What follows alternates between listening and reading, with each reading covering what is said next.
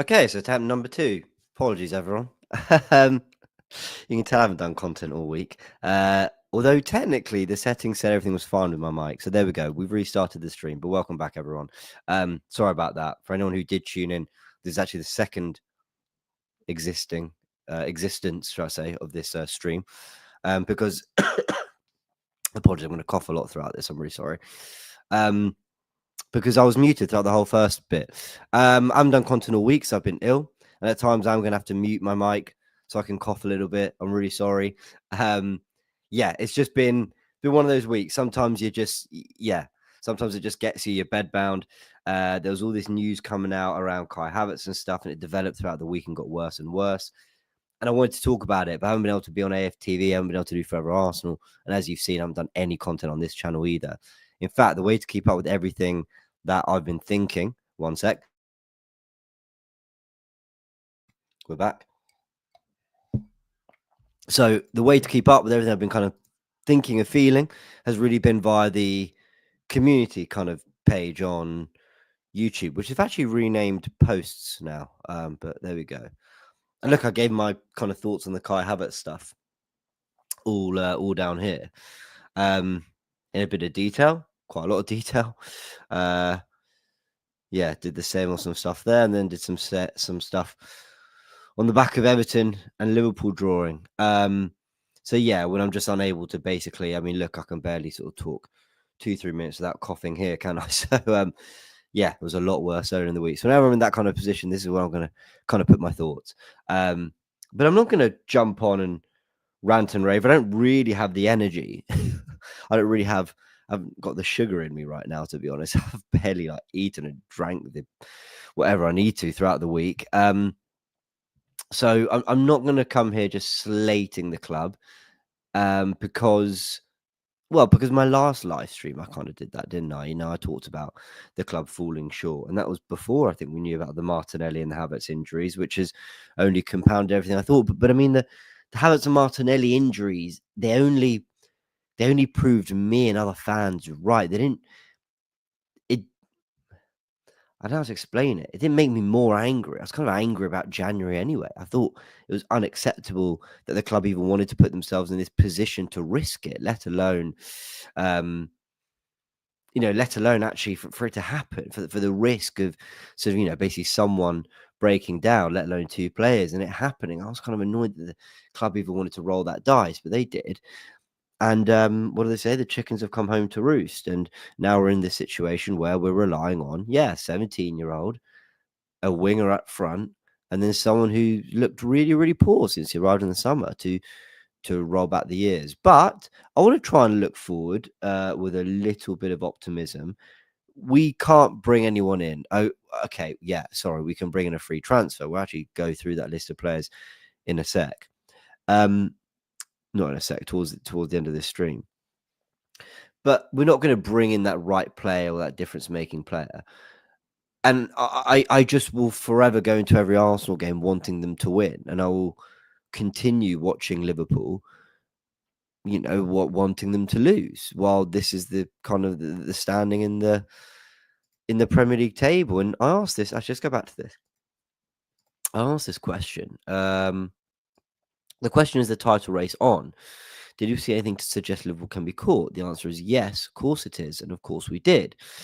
I went on to say, but saying it's race on, saying they're catchable, then throws a question back to us: have we got what it takes? And you can see the rest of my thoughts there. But when I go into the comments, it was amazing the amount of people who basically thought like, well, look, some people said, don't give up hope, but it's delusional to think we're in a title race. We're going to struggle to beat any mid-table opposition with this team. And there was a lot of that. There's a lot of, you can't possibly think we're in a race. And the reality is that we are in a race. I mean, I fundamentally don't think we're going to win the league. I fundamentally don't. I don't think we're good enough. I don't think when we had Havertz, Martinelli, and Saka starting games, I didn't think we were good enough. I think Liverpool have looked a much more cohesive outfit, a much better outfit throughout the whole season. And right now are far more deserving of being champions. But while my speaker turning off. While it's a points gap that is catchable, When I say that, we had 8 points on City and they caught us. I know we're not City. But while the points gap is catchable, whilst we're the team that's second in the table, and whilst Liverpool don't have those hand officially on the title, then yeah, there's a race, and you've got to keep winning games and make them earn it. So there is a race. It's just not one that obviously any of us are feeling particularly good about. But I do want to try and look at it slightly more positively. Let's talk about this Havertz injury. I mean, first and foremost, the guy has worked so hard. A clip went out on AFTV about 3 weeks ago. What game was it after? Might have been Villa. I can't remember. But was it? No, it was Wolves, I think. The 1-0 win at Wolves. Do you remember the clips of Havertz kind of collapsing at the end of the Wolves game because he was shattered? And I felt that seeing that we needed to talk about it, Graham and I. We talked about tactical insight, and AFC put out a clip, and the reaction under the comment section of that clip sort of annoyed me too, because what I basically said in that clip was Kai Havertz works so exceptionally hard. So for whatever he gets right or wrong, like I will always praise that. And some people say it's the bare minimum, blah, blah. But for me, it's not the bare minimum. For me, he goes above and beyond, and full credit to him. He plays whatever position's asked. He works way harder than I expect any striker to do in terms of going to the wide areas, in terms of dropping into midfield. I don't mean to receive the ball. I'm talking to win the ball back, to win possession back, to be another body in there helping. His pressing, the sprint, everything is sensational from Kai Havertz, and from a work ethic perspective. And the reason I mentioned it was because people were saying, "Oh, this is coming from the guy who wants him out of the team." And to take that kind of conversation to now, all of that is still true. I still think he worked incredibly hard, and I think when you look at the injury he's got, when you look at the injury he's got, I think you can say it probably explains why he wasn't at his best the last few months either, why he wasn't at the form that he was in, at the beginning for the first half of 2024. Can you say? I mean, I think that's part of it. Maybe not the missed chance and stuff. I mean, that you'd feel that, he should have been doing a lot better on a lot of those, but his all-round game, I think, wasn't quite up there. But also, it's still, seeing this injury, I still feel for him. I still think, yeah, I mean, this is why we talked about it all that time ago, not all that time ago, about 2-3 weeks ago, because he was working so unbelievably hard, and you could see that he was kind of giving his all for Arsenal. So why do I say all this? I say all this to say that Alex from the Different Knock has said that that's my saying, that I say, why am I telling you all this? That's my new saying. Anyway, there we go. And I just heard myself say it there. So now I'm always going to notice I'm saying it. Anyway. And I really, really want to be careful how I say this, because I think it's such a shame that we don't have Kai for the rest of the season. I think it's such a shame for him because he's given his all for Arsenal and his body's broken down because, I mean, Arteta's just said he was blocking a shot and that's how the injury happened. I mean, that sounds like a bit of a freak incident, but he definitely gave his all for Arsenal. And if his injury is not caused by the work he put in, then certainly his performances were crumbling a little bit because of the sheer effort and time. And yes, of course, there's a quality question there and all that. But what I'm trying to say, without being rude, is Arsenal can still hit whatever heights they've hit over the last year or two, regardless of Havertz and Jesus being out till the end of the season. Now, let me land on this, because that doesn't mean that I'm happy. That, of course, I'm not. I really wish we had them. But what I'm trying to say is Arsenal can still get to a very, very, very good level for this season if they obviously get certain players back, if they rediscover some momentum. And I'll explain what I mean. Yeah, Ryan's absolutely right. Sorry. Why are you telling us this? This everything's been reset, by the way, on my there we go. So sorry, on my StreamYard. Okay, cool. So if Arsenal get back Saka and Martinelli by the end of March, and Trossard is playing in the false nine like he did, not really last season, but certainly did in that first 6 months he arrived in the second half of the 22-23 campaign, then I think that is an incredibly cohesive front three. A really good front three that can constantly interchange, move around, that can complement one another. A front three that can, actually have more fluidity than we've seen all season. a front three that can really share the goals, a front three that I don't think is playing to try and service necessarily one particular player. I think when Kai Havertz is up front, there maybe is a tendency to get the ball in the box a bit quicker, to take advantage of a 6'4" target man in the box, someone who has been our top scorer this season. I think you get a little bit more in terms of creativity from that midfield, because Trossard dropping in, apologies, can make it 2 10s with Ødegaard. We've seen Arsenal play that formation before. I think a Saka, Trossard, Martinelli front three could work brilliantly. Problem is we're going to have to wait a little bit of time before we get that. We're going to have to play some big fixtures, and we'll go through those in a sec. But that three with Ødegaard, Jorginho, Partey, Rice, Marino all fit. So 5 midfielders for 3 positions for the remaining second half of February, March, April, 3.5 months. Should be enough, but I've had my complaints about that. Ben White's returned. Ben White, Timber, Saliba, Gabriel, Lewis Skelly, Calafiori, Zinchenko. I don't look at those names. Everything I'm saying, it's not to say, there you go, that's enough to beat Liverpool. But it's certainly enough for me to not want to throw away this season. So to get to that, what do we have to do? Well, let's go through Arsenal's fixtures. Here we go. Let's share this tab. Cool. So here we are. We're here. Leicester Arsenal tomorrow, 12:30 game. And the title of this stream is "What Are You Made of, Arsenal?" You know, what are you made of? I liked Arteta's press conference. I listened to it today. I thought it was bullish.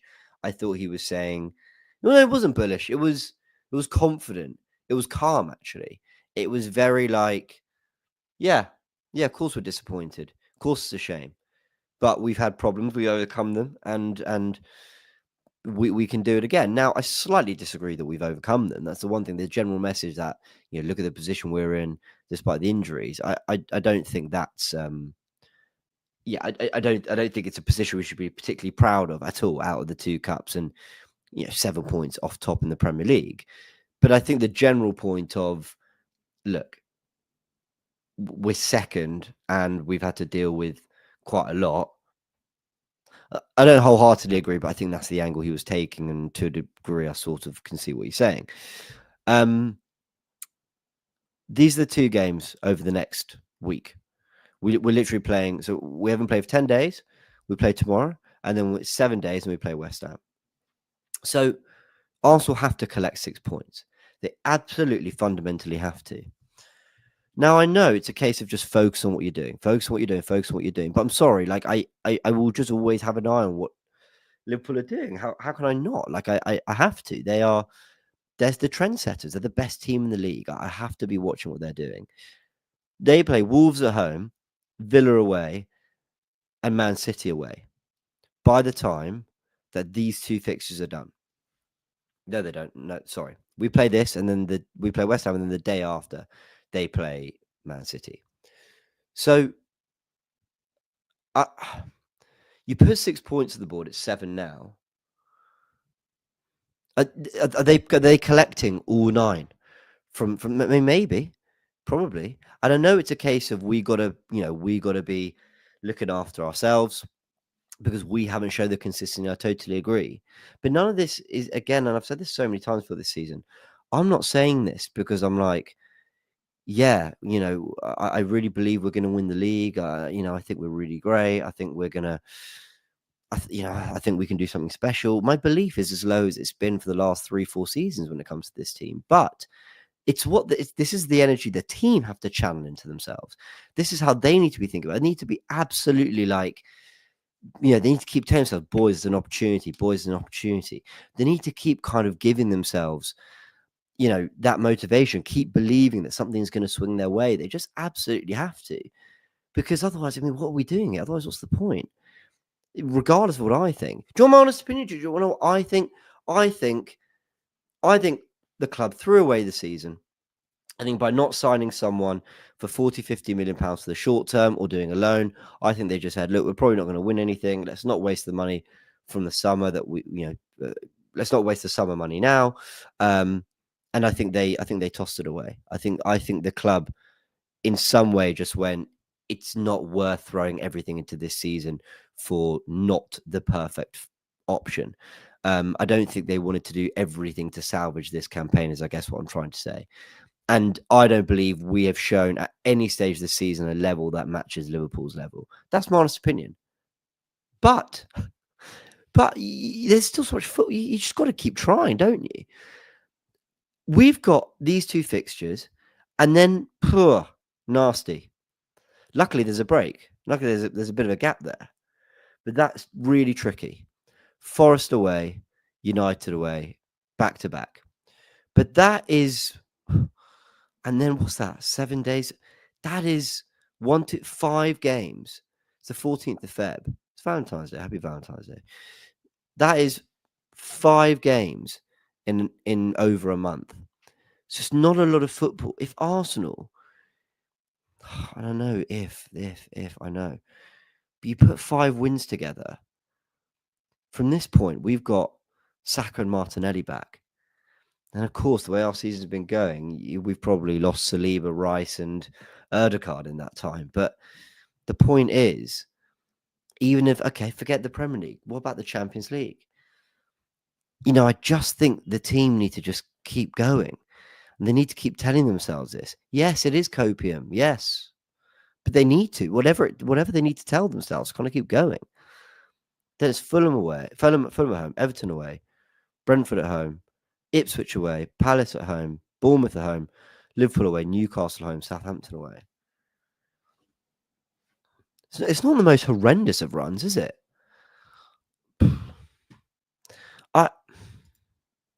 I don't know. My feeling on this is that Arsenal, you know, like I said, I titled the stream, "What are you made of, Arsenal?" I think they need to. I think they need to just kind of keep hoping that something is going to swing. And let me look at this. Right. Jardo says, give it a rest, James. It's been horrendous management. Jardo, I want to show you something. Look at this. Where are we? Here we go. Right. Stay there. See this here? This was a 1 hour stream where I discussed January and said that January was a complete and utter failure. I know the management's been horrendous. I know it is. But what do you want me to do? Like roll over and die? Do you want me to just like cry about it forever? I mean, what do you want me to do? Like, just because the club or the hierarchy appear to, or some might have given up on the season, just because other fans are or have, I won't, but I certainly don't ever expect this manager or these players to. Never, absolutely never, ever, ever. You keep fighting, you keep going, and you hope that something swings in your direction. We've still got the Champions League. Chelsea were a mess the last time they won the Champions League. But look what Thomas Tuchel did. I know Thomas Tuchel, and look, that Chelsea side probably had better players. Yeah, let's not get into that. But you know, you just keep going. Miracles happen in sport and in football. You just got to keep battling. And I think that's kind of my point. Maybe because I've just been bedbound the last week, I've sort of come out, you know, just like, come on, like let's not throw in the towel. But I don't know. I'm just in no mood to just kind of watch the club and the players. Well, the club in January felt like they threw it all away and sort of gave up. And I'm just not prepared. The players never have. The players have never looked to me like they're giving up ever. Nor has the manager. But it's again, I'm throwing it back to them. You know, what are you made of? What have you got in you? And I think that's why I wanted to go live. Just what's it? It's 6:30 on, like I said, Valentine's Day on the Friday. Arsenal play tomorrow at 12:30, and I think I just wanted to just sort of say, like, you know, all right, we're back in action tomorrow, and I'm excited to see my team play. I'll always be excited to see. I'll always be excited to see my team play, and always just kind of be hoping that something swings our way. Look, let's go through super chats and comments. I sort of just waffled on. I've completely utterly waffled on. I'm sort of completely delirious, to be honest. I've barely slept properly for the last 5 days, but there we go. AMSN says we have to give someone from the academy a chance in the front line. We cannot play Waneri, Trossard, Sterling every game, or else one of them can get injured as well. Rotation still needs. I totally agree. Butler or Deji. Who else? I don't like the Max Dowman idea. The kid's so young. I don't like that idea. Ishmael Kabir though, 18. Yeah, I totally agree. Like sometimes it's a complete freak opportunity that something crazy like this happens. Was it Marcus Rashford? Is that how it happened for him? Didn't they have a complete injury crisis? Didn't they go into that season with, I want to say Rooney, Falcao, maybe Van Persie, and Rashford is the and Rashford sort of emerged when they had that crop of talent. So yeah, I mean sometimes crazy things can happen. Give these players opportunities. You never know. Sometimes you adapt to that level. Sometimes you don't look like you're at that level till you're in it, and then suddenly you surprise people. Blue says, James, do you think Arteta's been trying to win the league with midfielders? Can we blame KSE only for this attack and negligence? No. This is not just on KSE. I've long said if KSE made the money available in the summer, and we don't know that they didn't. Actually, we do. We know that it was a sell to buy policy for a lot of last summer, which is disappointing, though I could kind of understand, but whatever. It was in January where we don't really know whether there were funds, how significant the funds were, whatever. If KSE said, yeah, whatever money you want, like you've got it, just, identify the target and get it done, then it's not remotely on KSE. Unless you're saying, well, they didn't get competent people in, they didn't have the sporting director sorted, in which case, you're going, yeah, okay, fair enough. Like, that's something that they probably fell short on. Arteta definitely takes blame for the investment in lots of areas of the pitch, some of the money that's been wasted, but ultimately so little going on the attack. Yeah, absolutely. That's partly on Mikel. But it's there's a transfer committee. There's there's Jason Ato, there's Tim Lewis, there's so many people involved. So I don't know if we can say sort of one person or the other. As a club, they failed. I talked about that. I agree with this too by AMSN. Defensively, we need to be absolutely perfect. And I like this from Nishit says, watch us go by 3 left backs in the summer. Yeah, it would be absolutely typical. NC USA, Valentine's Day evening on a live stream talking football. Take a day off, mate. The disaster will be here when you get back. Mate, I've just had 5 days off. Like, I've done nothing for AFTV and nothing on this channel. I've had 5 days off. I was feeling a bit better this afternoon. And I thought, do you know what, James? You can hack a half-hour live stream. But yeah, look, I like I said, I'm gonna keep repeating myself. I'm gonna go into tomorrow like really excited about watching Arsenal and hoping we win, hoping we cut the gap to 4 points, and hoping Wolves do us a favour. Then they won't. Then it'll be 7 points, and then I'll be hoping Villa do us a favour. And if they do, then maybe it's 7 or 8 points, and maybe then Arsenal know that if they win their game in hand, that they cut that even further. And then, they go to City, and then you're hoping City rediscover something. And you're going, well, okay, just beat West Ham at home. I'll be on a flight, by the way, to Australia at the time Arsenal are playing West Ham. So, and I'll be on that flight checking the score, like really hoping that the result goes our way and all this stuff. Like I'll just kind of keep hoping. And then we'll be, and maybe we'll be 15 points behind Liverpool because naturally we barely have any players. So there's every chance we're going to get worse. And then I'll go to the Champions League going, well, it's knockout football. It's a blank slate. Let's see. I'll just keep hoping. I'll keep hoping. Look, like I've mentioned, Havertz is out. I mean, let's just recap the news very quickly. Havertz is out for the season. We could, by 1st of April, which is only 5 games away, and we've gone through those games, we could, by the 1st of April, have Saka, Waneri, Trossard, Martinelli, Sterling. I really like 2 or 3 of those players. I like 1 or 2 of those players. And then there's one that obviously we need to more. But here we go. Sterling, man. Like you said in your what's it called? Yeah, your signing day, social media whatever. You're going to see the best of me. We've seen literally the opposite. But let's you know, cool. You're going to get a run of games now. Like, let's see. I mean, let's see if something's not going to be Sterling at City or Sterling at Liverpool. He's not. But let's see if he can just discover something of the old Raheem. The old Raheem was a top Premier League winger. You know, he's only 30. He's not 37. I remember when everyone thought Willian was finished at Arsenal. I thought he was. Goes to Fulham, bored out there. You know, ran back the years at times. Fulham fans love him. I think they've signed him back for a third time. It's like a third stint he's doing there. I mean, seriously, like, I don't know, write players off your peril. We all thought Danny Ceballos was a joke. He's starting for Real Madrid. He's starting Champions League knockout games for Real Madrid. You know, you've got to just keep thinking there's more in these players, and there's more in this team. You know, and until, you know, until I'm trying to think of the boxing and term. Yeah, basically until the bell goes, until they basically, until it's done, fight over, you're fully knocked out. We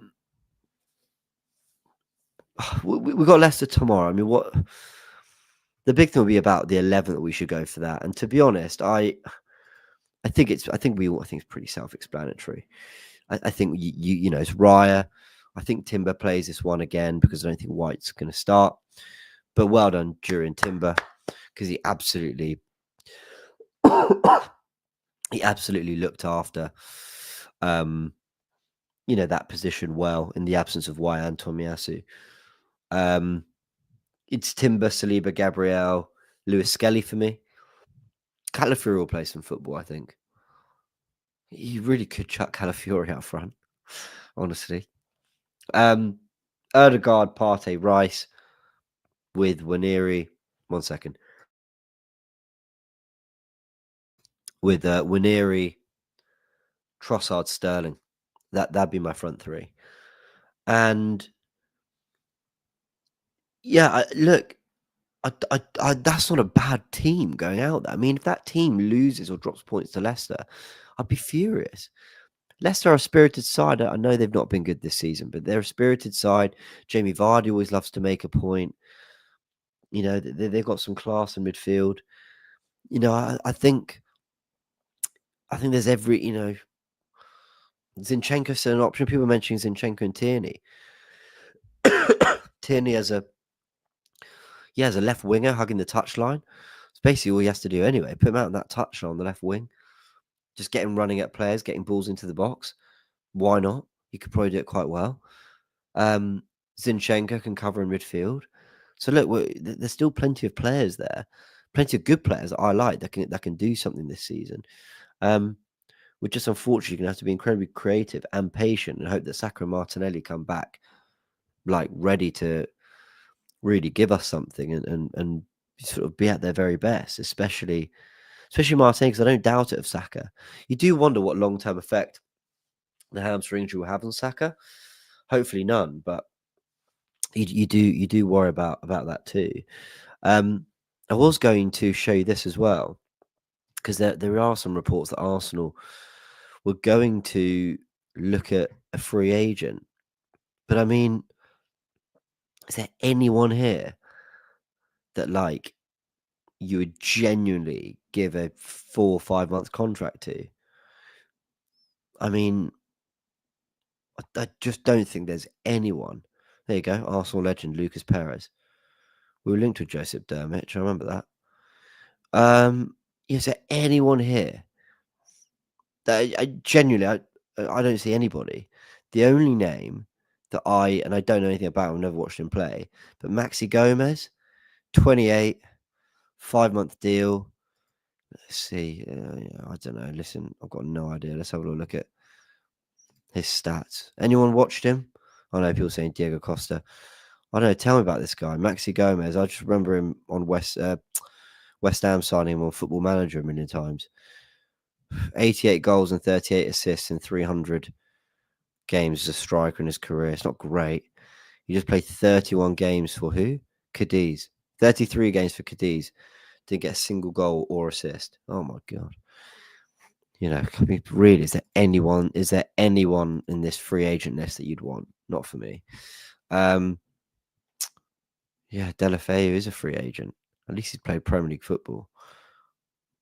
But I mean, there is a point where you go, I mean, somebody might be worse. I'd play Ishmael Cabiot, play, Butler Oyedeji, please. Final super chats. Multiple things true at the same time. Bad windows, questionable support from owners, injuries managed poorly. Mikel Naive still worth fighting. Come on, you Gunners. Yeah, absolutely. That's exactly it. Chaitanya says, Pep won the league without a striker. We have a good team. If Arteta is given the big contract, he needs to show us he's earned it. He chose this. It's a way to look at it. Guys, I'm going to leave it there. This really was a complete waffle along, so thank you for bearing with me while I did. I just all week, and trust me, if I weren't in that bed suffering all week, which I have been, I would have been ranting and raving on a live stream for sure, and making content really show my anger for this Kai Havertz injury and the situation we put ourselves in. I expressed it via the posts on the YouTube account, on the YouTube community section, and there's time, a few days have passed, and I don't really carry anger about football for very long at all. So a few days on, I can't be bothered to kind of keep being angry. My frustration and my opinion on the situation hasn't changed whatsoever. And there's so much more we could even go into, like Arteta's training methods and time management of players and all this stuff. But I just think at some point I want to try and embody myself what I think the players and the manager need to embody, and the coaching staff, which is keep going and just see. Keep going and just see. Because everyone who's saying, I've given up, title's done, of which I'm part of that to a degree. If Arsenal win and get 6 points, let's do the maths. If Arsenal get 6 points, what does that put us on? 56. So win our next 2 games, we'll be on 56 points. If Liverpool get 4 points, so a win, a draw, and a defeat from their next 3, Wolves, Villa, and City, that puts them on 61. But they'll have played an extra game. So we would be 5 points behind Liverpool with a game in hand. Like, I'm sorry, people would start getting excited again. Maybe not excited, but the hope starts to creep in. Sometimes that's all you need as a fan base, to just rock up to the Emirates and make it loud. And I don't know, for the players just find that extra 2-3%. So go on, Arsenal. Don't give up. Keep going. Going to leave it there. Big thanks for tuning in for, like I said, good old waffle along. I'm going to go drink some water and rest. There's a live on AFTV in 19 minutes with Turkish and Robbie. Go check that out. I might be joining them. I'll see. But go check that out. And yeah, come on, Arsenal. Let's beat Leicester and see where we are. Well, by the end of the weekend, and then by the end of next week. It could get interesting. I don't know. Let's keep hoping. Catch you on a bit.